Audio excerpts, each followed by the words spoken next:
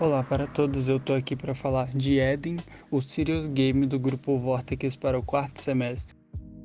Somos compostos então por Beatriz, João, Murilo, Rafael, eu, Rian e Vitória. O subtema que acolhemos para o jogo Eden é invisibilidade social. Dentro desse escopo, a gente deu foco nas pessoas em situação de rua, de modo a tratar dos estereótipos, preconceitos e dificuldades que passam despercebidas para observadores que não estão nesse nicho social. Para selecionar nosso público-alvo, a gente levou em consideração principalmente as pessoas que têm maior contato com essa parcela em situação de rua, sendo assim, habitantes da zona metropolitana de São Paulo. Nesse sentido, a gente também separou uma faixa de idade bem ampla, de 15 a 30 anos, que abrange tanto indivíduos que estão desenvolvendo seu senso crítico, quanto aqueles que já têm mais contato com essas problemáticas sociais retratadas. Quanto aos gostos, a gente decidiu focar em interessados por leitura, narrativa, storytelling ou pessoas que já conheçam jogos de puzzle, desafios de puzzle e point and click. De 2012 para 2020, a população de rua no Brasil aumentou 140%, chegando aí ao número de 220 mil desabrigados. Dentro disso, a gente quis falar da invisibilidade social que essa população enfrenta e esclarecer como se manifesta na invisibilidade, ao passo que a gente envolve o público em assuntos secundários como exclusão, políticas higienistas e abandono de incapaz. Queríamos um jogo então que a pessoa estivesse na pele do protagonista como uma pessoa em situação de rua, estreitando sua relação com esse personagem, tendo as mesmas vivências que ele teria para fazer esse jogador pensar e exercer as ações que essa parcela da população realiza.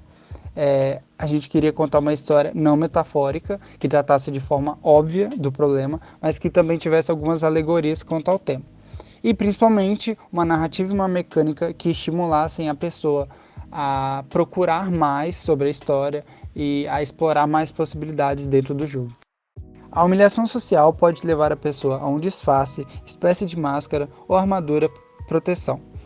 Essa citação de Fernando Braga da Costa pode ser a frase que melhor exprime o que é a essência da máscara para o jogo do Eden. A nossa mecânica principal é a máscara. Ela faz um paralelo com a realidade em que a pessoa em situação de rua só é enxergada a partir do momento que não é vista como pessoa em situação de rua. Então a máscara paradoxalmente tampa seu rosto, mas te ajuda a ser visto. Na mecânica, ela é um recurso para que algumas pessoas aceitem conversar com você, servindo como tranque-chave para o fluxo do jogo e dando mais possibilidades para a gente explorar o diálogo. Nosso personagem jogável se chama Abel. Ele é um jovem de 18 anos que se encontra em situação de rua. Ele e o irmão mais novo, Caio, foram deixados no orfanato quando pequenos e mais tarde o seu irmão é adotado. Então, o objetivo primário de Abel é encontrar o seu irmão e isso se torna pretexto para a gente explorar o tema. Ele vai ter que enfrentar os preconceitos e limitações que há para ele como pessoa invisível numa sociedade antropomórfica que pareça selvagem ao personagem. Nosso principal diferencial no estilo de arte foi a decisão de representar todos os personagens como animais, exceto por Abel e Caio. E isso é um elemento fortíssimo para a história porque a gente utiliza o arquétipo do animal para dizer sobre ele. E a gente também pode tratar de temas mais pesados utilizando analogias à espécie do animal. A gente também quis dar uma sensação de não pertencimento para o jogador, a partir do momento que ele é um personagem humano no mundo que só tem animais. Os nossos esforços com o som foram deixar o mais diegético possível. Então a gente randomizou efeitos sonoros ou colocou sons 3D em lugares específicos para o jogador ouvir quando se aproximar. E demos personalidades aos NPCs colocando sons de animais quando você conversa com eles. No teste com o usuário, a gente reconheceu defeitos no som e corrigiu eles. A gente percebeu também que o tutorial de rumor não estava sendo entendido muito fácil, então a gente mudou a forma como apresentava. E quanto ao sistema de dicas, ele estava demorando muito a aparecer, e então assumiam que não funcionava, a gente deixou essa aparição mais rápida. Quanto aos principais pontos positivos apontados, todos gostaram das artes, acharam os diálogos divertidos e interessantes e os personagens foram bem aceitos. Agora vamos ver a gameplay de Eden. Começamos o nosso jogo já mostrando referências claras a um estilo urbano característico, com alusões à cidade de São Paulo e à linguagem do grafite. Os efeitos de neon já mostram nosso interesse numa arte mais vívida também. Nossa primeira cutscene dá o contexto da história para o nosso jogador. Abel e seu irmão mais novo Caio foram abandonados no orfanato quando eram ainda crianças. Mais tarde, Caio é adotado e os irmãos então são separados. Com 16 anos, Abel foge do orfanato para procurar Caio e é então acolhido por Madalena, uma cabra em situação de rua. 2 anos depois, Abel decide voltar para o orfanato, a fim de procurar pistas sobre seu irmão. Diálogos, uma ferramenta muito boa de storytelling. Ele é necessário para progredir. Alguns diálogos em Eden podem ser sequenciais, com uma fala após a outra.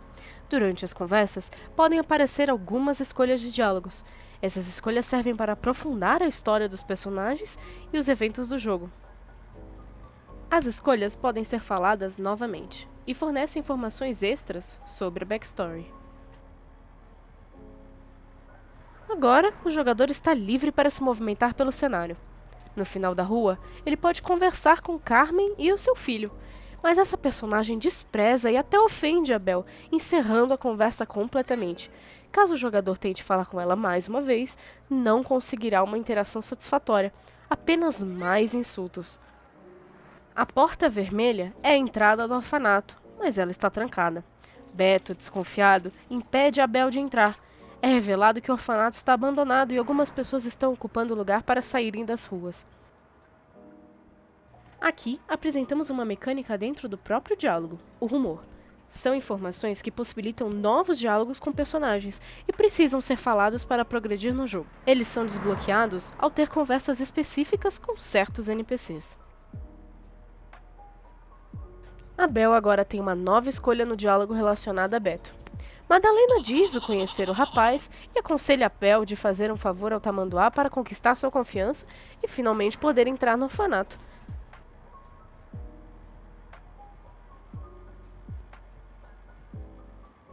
Beto menciona uma lixeira no fim da rua e sugere que nosso jogador dê uma passadinha lá para pegar algumas latinhas para ele. Mas a lixeira está trancada, um reflexo das políticas higienistas que tentam impedir pessoas em situação de rua a encontrar formas de sustento. O jogador tem acesso às latinhas desde o início, mas precisa de um item para conseguir abrir o lixo e pegá-las.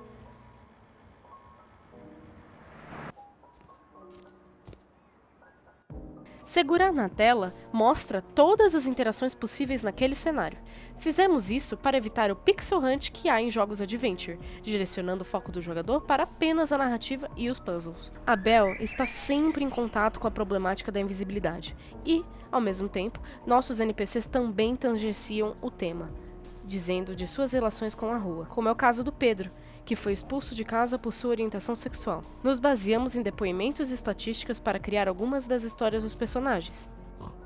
Marcelo, o dono da barraquinha de cachorro-quente, é um personagem preconceituoso que, por enquanto, só vai destratar Abel. A pedra é o primeiro item que Abel pode recolher no cenário. Ele será útil para abrir o lixo. Aqui, ensinamos que o item deve ser arrastado para o local de interação. O puzzle de interface é um recurso do point-and-click. Quando suas interações se adequam ao contexto, o puzzle agrega tanto na história quanto na ludicidade do jogo. Recolhendo então todas as latinhas, o item é adicionado finalmente ao inventário. O jogo então ensina como entregar o item para o personagem, arrastando as latinhas para o Beto para concluir então a missão. A história, por si só, já explora o tema, mas caso o jogador esteja interessado em explorar todos os diálogos, ele pode ser recompensado com mais informações sobre o universo que criamos. Neste caso, ele não precisaria conversar com Beto antes de entregar a latinha.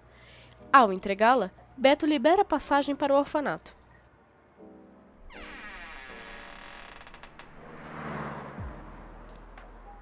Entrando no orfanato, que agora havia se tornado uma ocupação, Abel continua a busca pelo paradeiro do seu irmão. Falando com Afonso, Abel descobre que ele era o antigo zelador do orfanato. Afonso lembra vagamente dos irmãos e fala que pode ajudá-lo a encontrar o Caio. Ele dará a chave do escritório para Abel, caso Abel o ajude a cuidar das pessoas da ocupação, como acalmando a Belinha que está chorando e ajudando a Zenaide na cozinha. Nesse caso, Belinha e Zenaide têm quests a serem feitas, mas dependem de um rumor na conversa do Afonso. É preciso conversar com ambas para iniciar suas respectivas quests. Belinha pede um ursinho que perdeu e Zenaide pede para que você entregue uma marmita ao irmão dela. Há vários objetos interativos espalhados no cenário, que fornecem, então, informações extras sobre o universo do jogo e sobre a percepção do protagonista sobre ele. Cada pequeno detalhe deste é inserido no cenário a fim da busca pela imersão, e a escolha de cor não foi acidental. Comunicamos por meio de paletas selecionadas as emoções que procuramos transmitir. Essa linguagem reverbera também nas cutscenes e nas artes promocionais. Saindo do orfanato, demos destaque aos NPCs que surgem pelo caminho, para então reforçar que há novos NPCs na cena e que eles estão inseridos no contexto. O rato e o motorista são NPCs que só são úteis para a progressão do jogo após se adquirir a máscara. Sem ela, Abel só será desprezado por esses personagens. Nossa decisão de colocá-los ali antes de se obter a máscara foi para induzir o jogador a conversar com esses personagens, para que depois ele possa perceber a diferença de tratamento que a máscara proporciona. Com o guarda-chuva, o jogador pode recuperar o ursinho da Belinha, que está no bueiro desde o início do jogo. Após isso, ele vai ao beco para poder entregar a marmita para Pedro.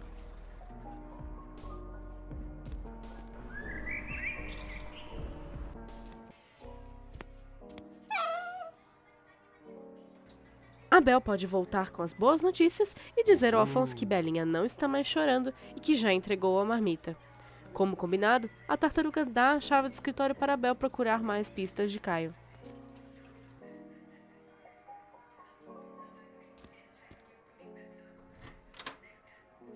No puzzle de documentos, tivemos um esforço direcionado para conectar o puzzle com a narrativa. Nele, é preciso ler os documentos a fim de entender quais informações são úteis para você unir os papéis das crianças adotadas do orfanato. Mas é claro, algo a mais dificulta a procura do jogador. Belinha não perdeu a chance de rabiscar todos os papéis espalhados sobre a mesa. Além disso, a cada documento montado, Abel nos fala mais um pouquinho sobre seu passado. Ao terminar de montar o documento correto, agora Abel sabe que Caio está na Cidade Alta e sai então do escritório com a nova informação. Preferimos deixar Madalena na frente da porta para que seja muito intuitivo o que o jogador deve fazer em seguida. Ao falar com ela, Madalena informa sobre o que é a Cidade Alta e nos apresenta a máscara, sem dar muito esclarecimento do que ela própria representa, apenas convidando o jogador a experimentá-la com outros personagens espalhados pelo cenário.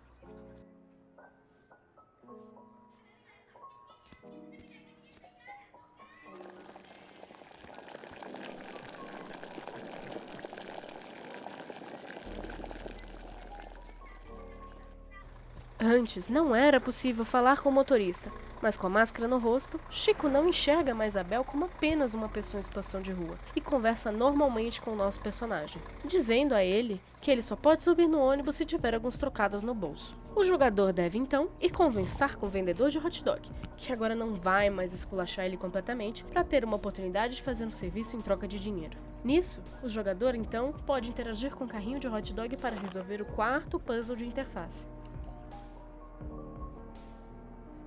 Agora, ao falar com Marcelo de novo, você vai ganhar as moedas que precisa. Ao entregar o seu dinheiro para o motorista, o jogador então precisa passar por uma sequência de rumores. O motorista fala com ele que Carmen sabe algo sobre o passe da Cidade Alta.